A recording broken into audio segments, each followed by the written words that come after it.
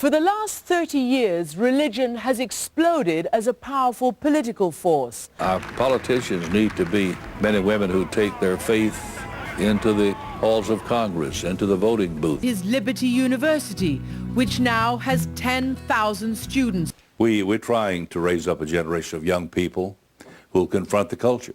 Not the church, not the state. Issues would be cast in moral terms. Faith and politics would become inseparable. In 2006, John McCain delivered the commencement address. In 2007, it was Newt Gingrich. In other words, all sorts of compromise is possible in a presidential season where none among the current field of Republican candidates has excited the conservative Christian base of the party. For you in this next election, correct me if I'm wrong, it's security rather than the social issues that you care so deeply about. We'd love to get in one package a man, a woman who's strong on security and right on the social issues. We've got to find the person closest to where we are. And Falwell continued to connect liberal beliefs to Islamic terrorism, such as blaming the attacks of September 11th on the prevalence of abortion in America. You basically said that the Lord was removing his protection from America. I still believe that. It's impossible for a fundamentalist to admit that he is ever wrong, because he would be admitting that God was wrong.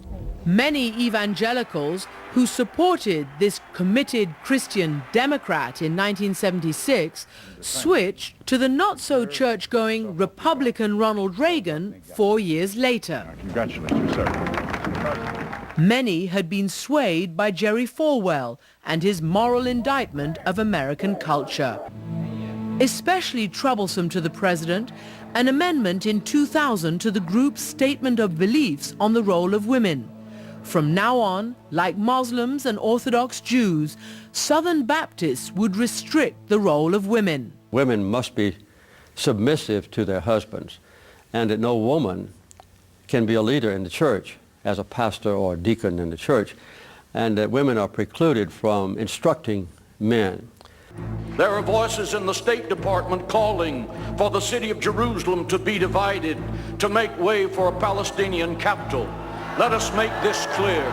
There shall be one Jerusalem that shall never be divided, not now and not ever. In his scenario, Russia and its Arab allies invade Israel. The Antichrist appears as the head of the European Union. Armies mass, and there's a final battle at Armageddon, resulting in a sea of human blood. Before Jesus returns to slay non-believers and reign over an era of peace. Israel lives! Israel lives! Israel lives! The conservative Christians in the 80s, prior to Robertson, were voting Republican in the general election, but they weren't really involved in the machinery of the Republican Party. Historically, evangelicals have reasoned like this. Scientists believe in evolution. Scientists are telling us climate change is real. Therefore, I won't believe what scientists are saying. And when you look at who's promoting it, the United Nations, no friend of the U.S. in most cases, and liberal clergymen, and some evangelicals who are uninformed. When has evangelical been defined by a political term or an economic term? It's primarily a theological term.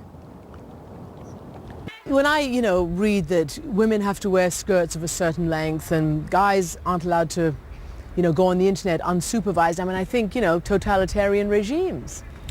No, it's about learning to have disciplines that communicate purity. The skirt's length are to keep guys from, any man on the planet could be distracted, and we don't want to unintentionally create distraction. But Ron, that's what the Taliban said.